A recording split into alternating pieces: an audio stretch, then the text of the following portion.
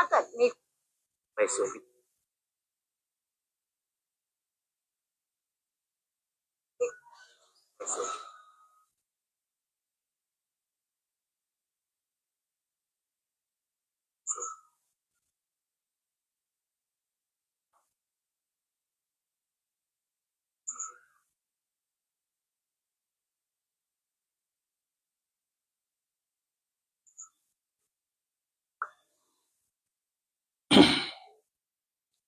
มาชงค่ะชงค่ะมาชงพ่อแม่พี่น้องผู้ทำยินผู้ก็ผู้คนค่ะมาชงค่ะชงค่ะมาชงน้องผู้ทำยินผู้ก็ผู้คนค่ะมาชงค่ะ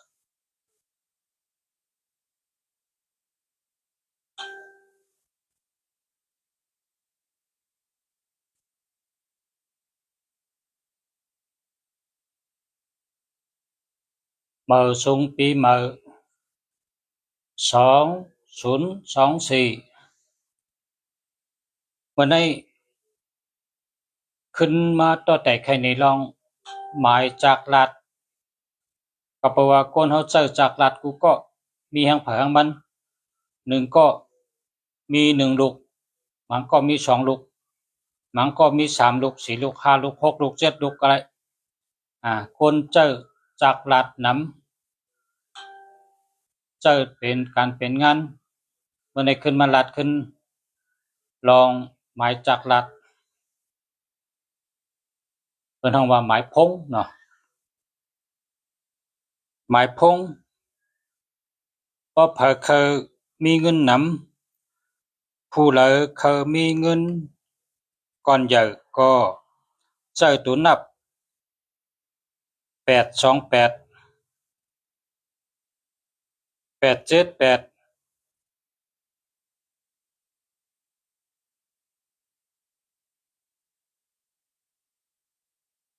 782 2878 289 782 879 978จะได้เป็นตัวนับมีเงินนำ282 289จะได้ก็มีเงินนำ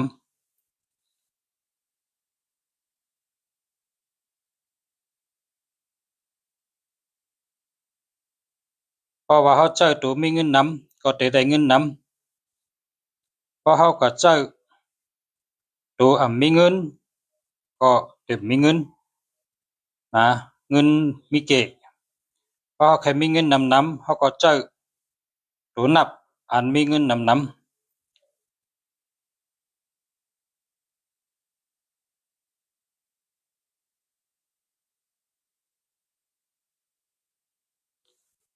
ตัวนับแทงจุ่ม1จ้ำมี8 3ตัวเนาะ8 3ตัว8 8 8อันนี้ก็มีสระรัดว่ามีเงินนำแทงจุ่ม1จ้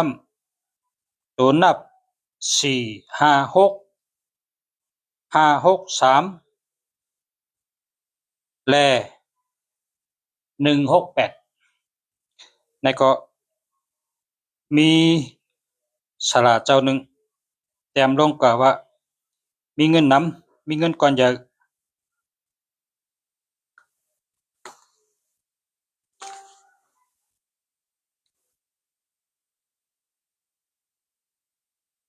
คนเฮาขาบ่เจอพงเจอจากรัฐก็ดูมันก็หลุมีเงินเนาะเจอจากรัฐก็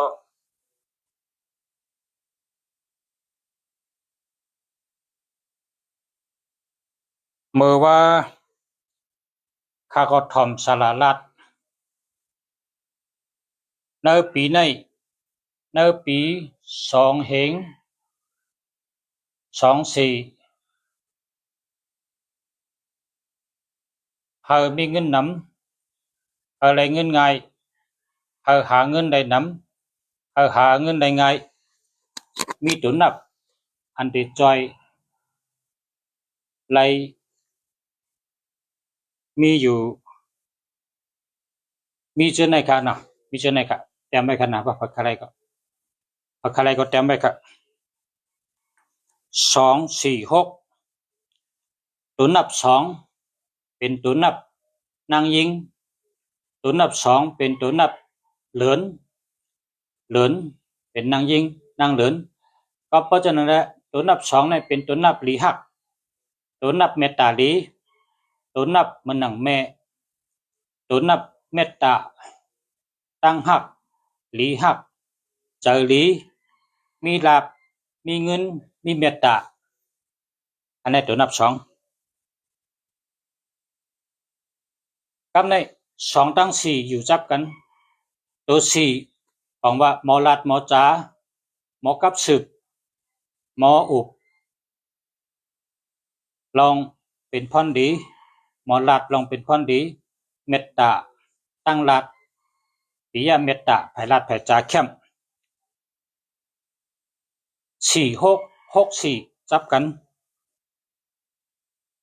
4664พออยู่จำก็เกี่ยวใจซื้อเจอพอได้อุบพอได้ลัดต่อก็มีตั้งซื้อเจอ46อันนี้246ลุงจะเต็มลงกว่ามือว่ามือซึ่งมันอ่ำเจอถี่นะอย่าไปเข้าใจผิดแล้วล่ะลองถี่นั่นมันมีผาหูละลองถี่นะถี่ตีออกสังเนี่ยได้มันมีผาหูมีอยู่อันเป็นหูก็อันเป็นเตอร์ก็ฉะนั้นก็แต่ว่าตัวคาเนี่ยได้คำหูนะคำมีตั้งหูลองตัวถี่และก็ชื่อเจ้าหันคัดเต็มลงกันนี่มันจะถี่มันเป็นหมายจากลัดมันเป็นหมายพงกับ246เป็นตัวนับเข้มที่1คำในซ้ำอันเข้มหรือเป็นที่2 6369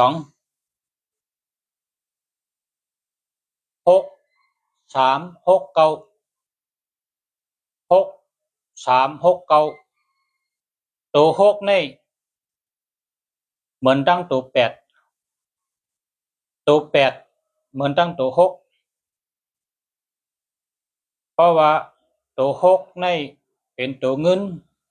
เพราะพอมีตัว6ก็มีเงินเพราะพอมีตัว6ก็หาเงินง่ายเพราะพอมีตัว6ก็มีตั้งเจอซื้อเจอเพราะพอมีตัว6ก็เป็นคนมีกินมีเจอเงินขาดมือนะ6369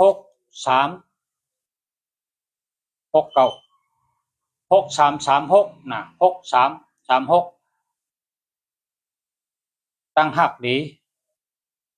เมตตาดีเจอเกี่ยวเจอซื้อ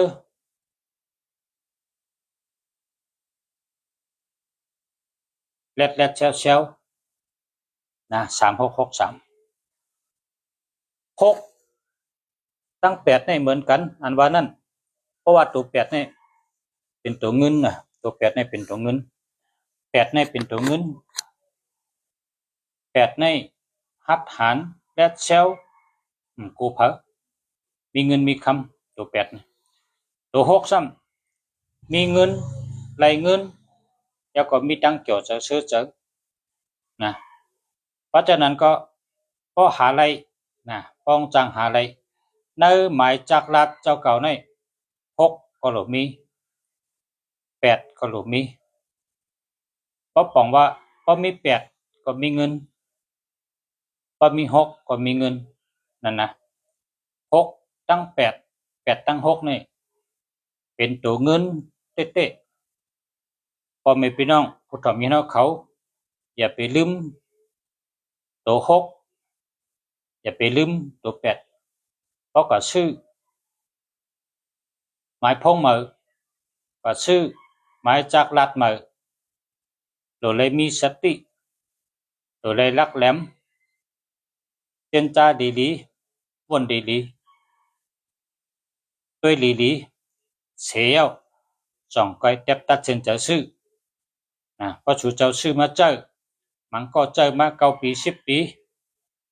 ตีแรกก็เชื่อหลายตีเปลี่ยนก็หยาบตีแรกก็เชื่อหลายก็เพราะฉะนั้นเนี่ยพอตีซื้อก็ด้วยลีทางเดินแคมมันทางปาตัว8ทางปาตัว6ปังว่าเงินสด6เนี่ยปังว่าเงินสด8ในดำตัวเงินกุมิมิวเงินเขเงินมานเงินไทยเงินลาวเงินกัมพูชาเงินอเมริกันเงินดอลลาร์เงินเขเงินตะกะเงินตัว8เนี่ยเป็นตัวเงินกุมิมิวก็เป็นตัว6ซ้ำเป็นเงินสดอันเท่าไรเอามือเขายิบ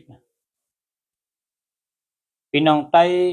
หูที่ป๋องหรอกเพราะว่าเงินสดนะเพราะว่าเงินสดในพี่น้องใต้เนี่ยก็เปิดว่าหาลาใต้มันมีคนใต้เตรียมว่าขาในเป็นคนสดในว่าขาในเป็นคนสดฝังว่าเป็นคนดอดแล้วแล้วก็มีคนเตรียมเข้ามาถามว่าสดในฝังว่าคนสดนั่นน่ะมันสดกำไตเขามันมีน่ะสดมันป๋องจังเหือนะคนดอดแล้วนั่นป๋องว่าคนดอดแล้วเพราะว่าเตรียมว่าสดกำในตัว6ในป๋องว่าเงินสดนะเงินสดเพราะเงินสดในเหมือนจังเหือเพราะเงินสดในอันมือเขาเลยยิบอันมือเขาเลยนับอันนี้เป็นว่าเงินสดนะกับในตัว8ในมันจะเงินสดมันเป็นจังเหือนะตัว8ในมันเป็นเงินอันที่โอนเข้าในบัญชีโอนเข้าในบัญชีโอนมาปั่นเกาลูเงิน100โอนมาปั่นเกาลู200โอนมาปั่นดู 2,000 โอนมาปั่นดู 20,000โอนมาได้แม่นกันได้เงินโอนเข้ามาในบัญชีได้เลยนี่ไรยิบแต่ว่ายอดเงินเนี่ยโตขึ้นมานั่นน่ะเพิ่นฮ้องว่าเงินตัว8เงินตัว8เนี่ยเงินอเมริกันเงินดอลลาร์เงินญี่ปุ่นเงินตะกะเงินตัว8เนี่ยเงินขาวเงินหลำเงินผิดเงินถูกเอากูมิ้วนะต้องหูที่ป๋องหูป๋องก่อมหูเงินผิดเงินถูกอันว่านั้นเพราะเงินผิดเนี่ยเฮาก็ขายชังก็เป็นตั้งขายอันผิดปักเปิงผิดกฎหมายผิดอันเปิ้นห้ามจังเนี่ยเปิ้นฮ้องว่าเงินผิดแกกลางมาเป็นเงินเท่าไหร่อำนั้นก็แลกให้เป็นเงินขาวก็เลยเงินผิดเอามาเป็นเงินถูกนะเงินดำเอาเป็นเงินขาวในก็เปิ้นบ่ก็ซื้อขายเหล้าก็ซื้อขายเนื้อในเงินดำอันนั้นกินเถกหรูต้านก็เถกเงินขายเนื้อโวขายเหล้าจังนี่แกก็เปิ้นทำขึ้นเอามาแลกเป็นเงินดีเข้าธนาคารให้ทำขึ้นกับถอนมาเงินธนาคารกับในเอากะรูกินเถกหรูเถกกับในเนี่ยเป็นตัวเงินตัว8เงินตัว8เนี่ยคนขายเหล้าคนขายเนื้อคนต่อรองคนขายแค่ทีแค่ต้องกองขายตะกะอันเป็นรองเปิ้นห้ามเปิ้นปิกทั้งหลายก็ขายได้มักมีไหลในเงินตัว8จังว่าเงินตัว8เนี่ยมากูไผกูตั้งเงินตัว8เนี่ยมากูไผกันหนังเฮาจำกันหนังเฮาจำพันตั้งรักเขาตั้งแลดเฮามีก็คือก็รักเต็มติแลดเต็มติว่าตินว่ามือเฮ็ดเต็มติไหลเงินมามีเงินมาอันนี้เปิ้นฮ้องว่าตัว8ถ้าในตัว6เนี่ยซ้ำเป็นเงินขายข้าวขายผักขายหมักไม่หมักตอกตั้งกะตั้งขายผุยแฉงผุยล้านอันขายเฮได้เปิ้นมาจ่ายเอาแล้วเอามือเขายิบเอาเฮียนับเป็นแผ่น เป็นเบอร์นั่นน่ะเปิดห้องว่าเงินสดก้อยก็ตัว6ก็หลีตัว8ก็หลีมันเป็นตัวเงินทั้ง2ตัวเนี่ยนะมันเป็นตัวเงินสังว่าพ่อแม่พี่น้องเขาก็ซื้อหมายพงก็ซื้อป้า6ก็เฮามี8ก็เฮามี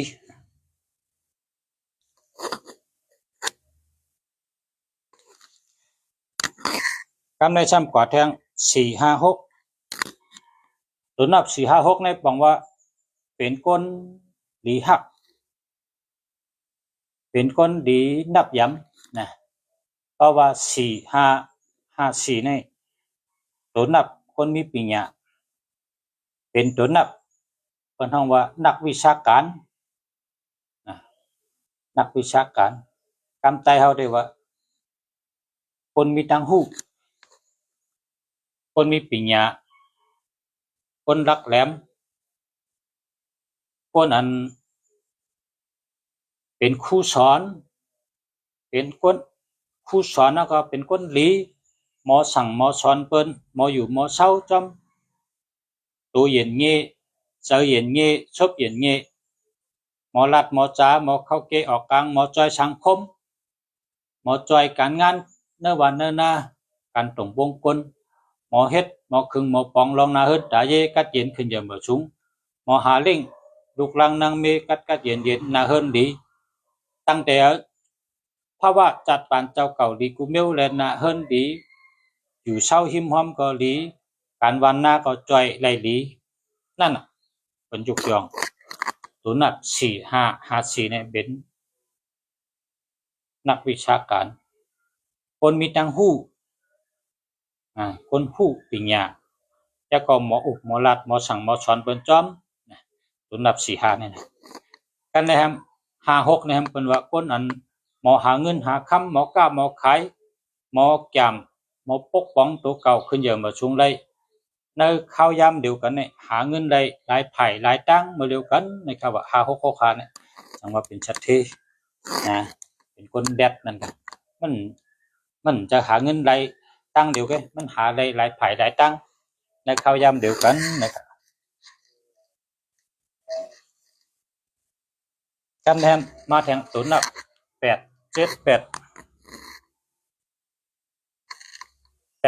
ได้ปังว่าตัวนับก้นกวางนะก้นเจอเย็นวนกวางก้นเจอเย็นวนกวางก้นก่อสร้างคือหึงก้นหักวันหักเมืองก้นอันมีน้ำใจกว้างเหมือนหนังน้ำปังลายนะหมอหักได้ก็หมอเล่งได้ก็หมอใจได้ก็หมออ่อนได้ก็หาเงินหาคำหาการมักมีขึ้นเยอะมาสูงอ่อนเอาปัดได้ก็ไรมักไรบีมีตังหูมีปัญญามีเงินมีคำมีนาการดีเช่นนั้น878เป็นคนใจกว้างเจอเย็นวนกว้างเจอเย็นวนกว้างนะนี่แต่เป็นคนดี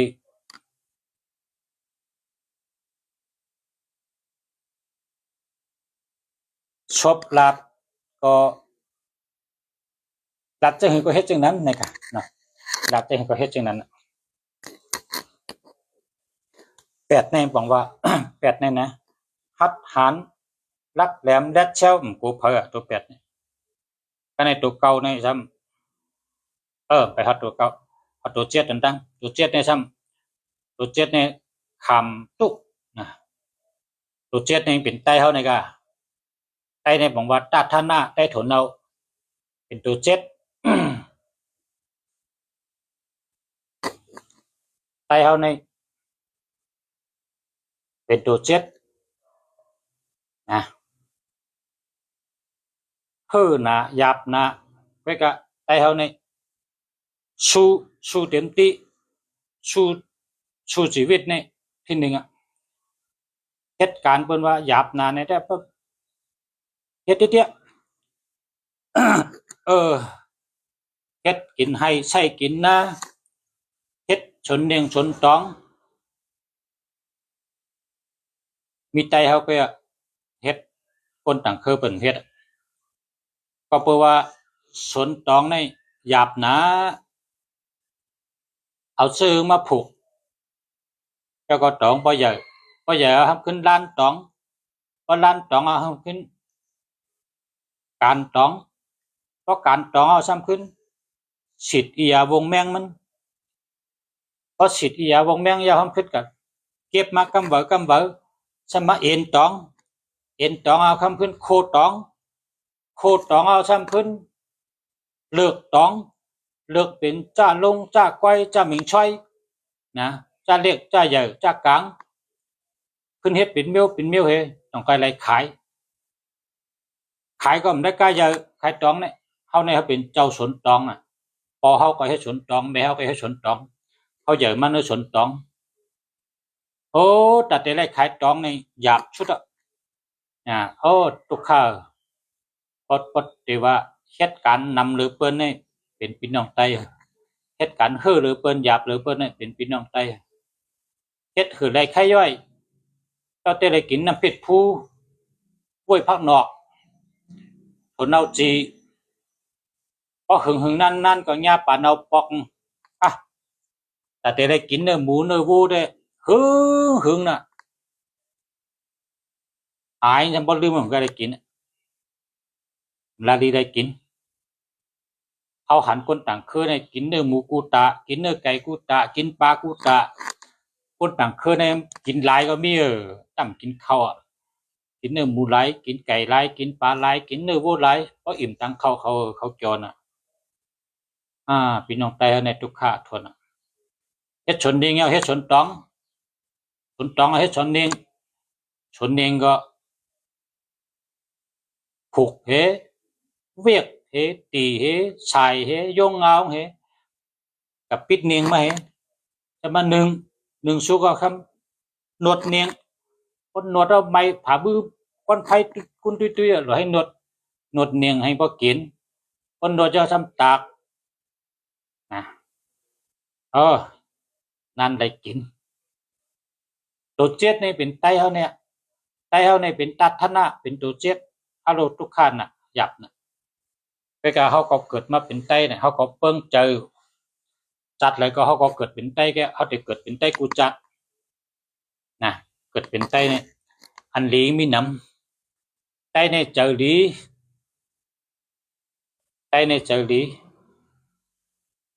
พอคนขึ้นเฮิรนมาเนี่ยจงไปเลยกินข้าวมาคะแนนปลุง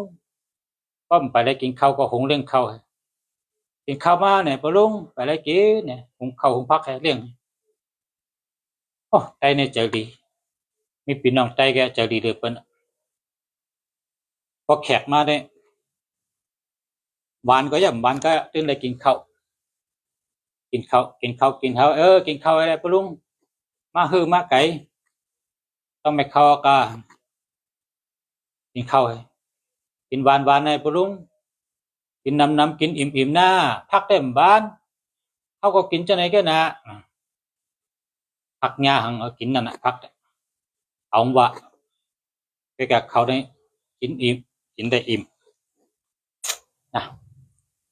ตัวเจ็ดเนี่ยเป็นไตเขาเนี่ยตัวเจ็ดกำในเมื่อเดี๋ยวในเป็นมัดแตกในกำผาในเป็นว่าตัวเจ็ดเนี่ยเหมือนหื้อเนี่ยว่าคนในกำผาเขาแตกว่าตัวเจ็ดเนี่ยเหมือนหนังซึกเนี่ยว่าตัวเจ็ดเนี่ยเหมือนหนังซึกคนซึกในทุกข้านะแหลกไม่ผลมา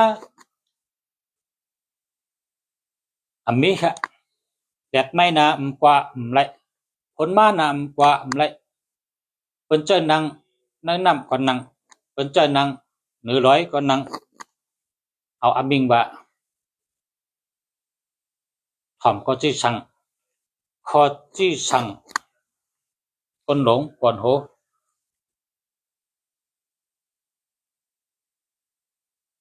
ตัวเจ็ดเนี่ยเหมือนคนซึกเนี่ยว่ะ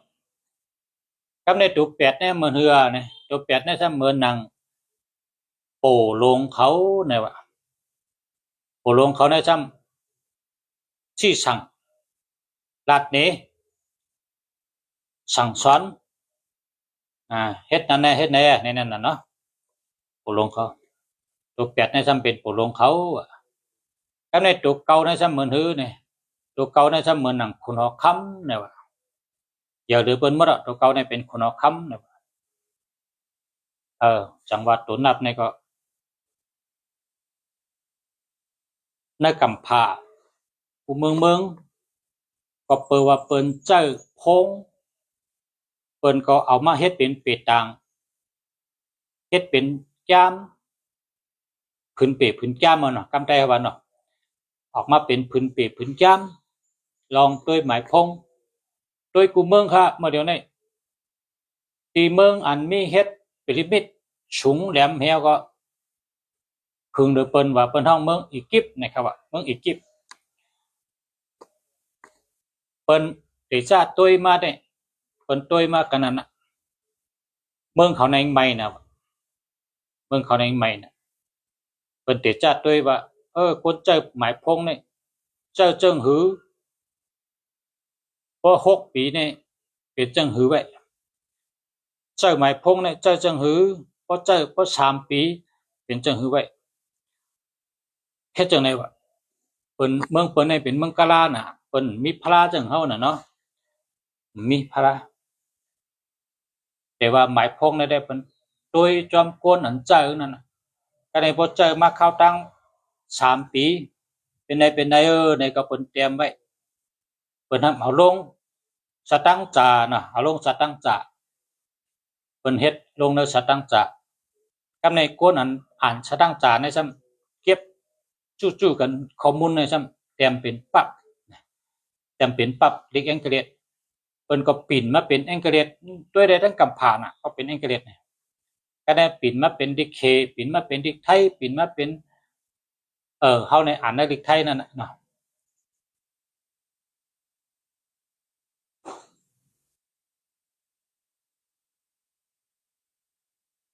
กำใน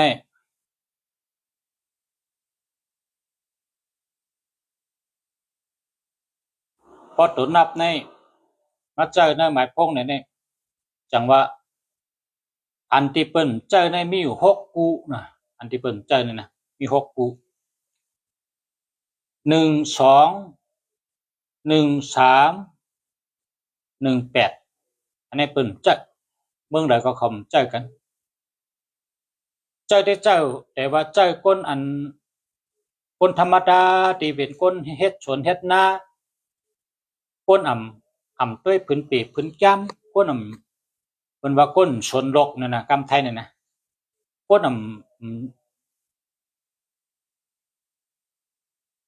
คนอันที่ยุมชลายุมเปตังยุมพลายุมตะลายุมสังฆะยุมชาชะมายุมปอยุมเมคนฉะนั้นก็มีคำยุมสังในเมืองคนเนี่ยเขาเอาใจเขาว่าลุ่มๆคนฉะนั้นได้เขาเจอก้นเนี่ยก้นเนี่ยมันจะมีก้นเตะๆและทั้งก้นอันดิ่มจีก้นเตะมีเตะ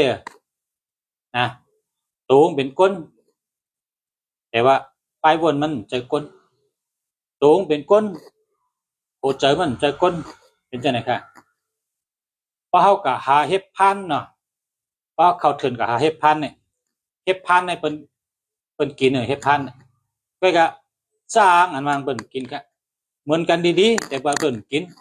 จ้าเฮ็ดพันเฮ็ดน้ำเข้าน่ะเขียวๆเฮ้ยมีเฮ็ดน้ำเข้าพวกก็หาเฮ็ดเปิ้นกินเฮ็ดน้ำเข้าแต่ว่าจ้าเฮ็ดอันนั้นเปิ้นกินก็มาเฮ็ดขนหนูน่ะเฮ็ดตีนหนูน่ะใช่เฮ็ดตีนหนูเนี่ยเฮ็ดเป็นยุมเนี่ยมันจังเฮ็ดเข็มทองเมืองไทยเนี่ยเฮ็ดตีนหนูเนี่ยก็มีจ้างค่ะนี่เปิ้นกินจ้างนั่นเปิ้นดื่มกินมันขมน่ะเปิ้นเอาเฮ็ดเพราะว่าเฮ็ดตีนหนูเนี่ยเปิ้นกินกันในเฮ็ดต่อห้อยเนี่ยผมออกที่ใดก็ยะลงทางดีทางงามนะเปิ้นกินเฮ็ดต่อห้อยก็สร้างอันว่านั้นเปิ้นกินกะมันมีจ้าเฮ็ดต่อห้อยเนี่ยเหมือนเฮ็ดต่อห้อยลีๆเมื่อเขาก็เรียกเขาถามว่าเปิ้นกินมั้งปอก็หาเก็บมาแม้เขาว่ามีในเปิ้นกินดูขมแน่นนี่ว่าขมอ่ะป้อมยุ่มก็กับตัวไม่ชดนำได้ขม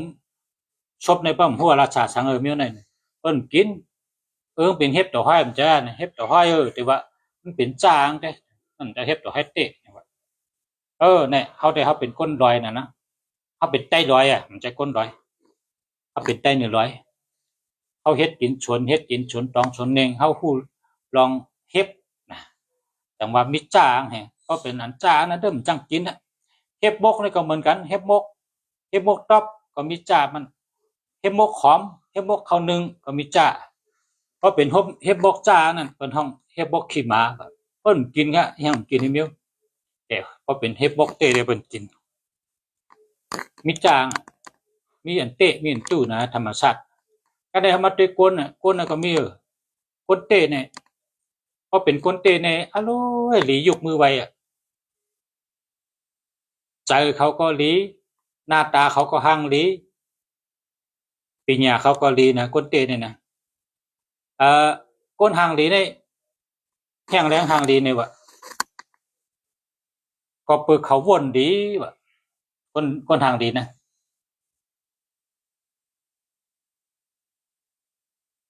มันเต็มแม่นกูก้องก็กล้ามเขาในก็ปีใจฉายเบ้าห้องว่าก้นหั่งหลีเจอให้ก้นหั่งให้เจอมันหลีว่าเนี่ยแต่จะหมอกล้ามเขากับบ้านนั้นนะเขาก็เตะกันยะก้นหั่งหลีเฮ็ดให้ต่อเขาก็เขาบ่ให้กล้ามวักเนาะไปกะพอเอาเนื้อธรรมะในตาลาบาดก้นหั่งหลีเนี่ยนะอันเป็นนางซัมบีเขามังชาเขาคนทางดีเต้ๆเนี่ยเพิ่นว่าเขาเป็นคนใจดีกับเขาวนดีเนี่ยว่าหน้าตาเขาจังไกดี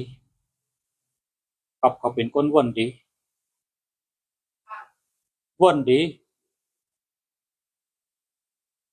ลาดดีเฮ็ดดีหน้าตาเขาก็หังดีเนี่ย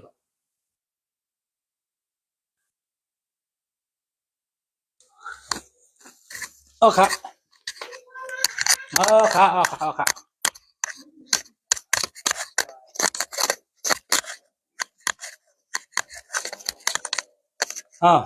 สวัสดีครับสวัสดีครับจำได้บอที่ให้วันค่ะจะมาดูโรงอีกปีใหม่จะมาเสริมคน ค่ะนั่งก่อนนะเดี๋ยวแป๊บนึงยังไม่ว่าง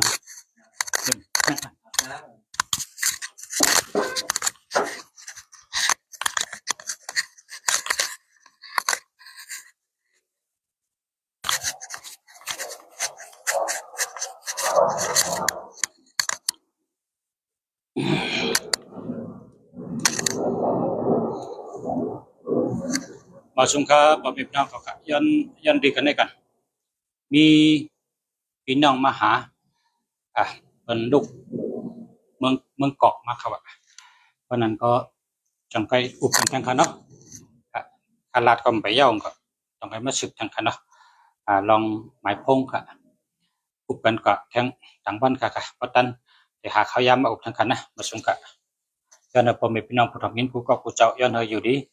มีเงินก็อย่ามาชมอยู่ดีก็เจนผู้ก็ผู้คนค่ะมาชมกัน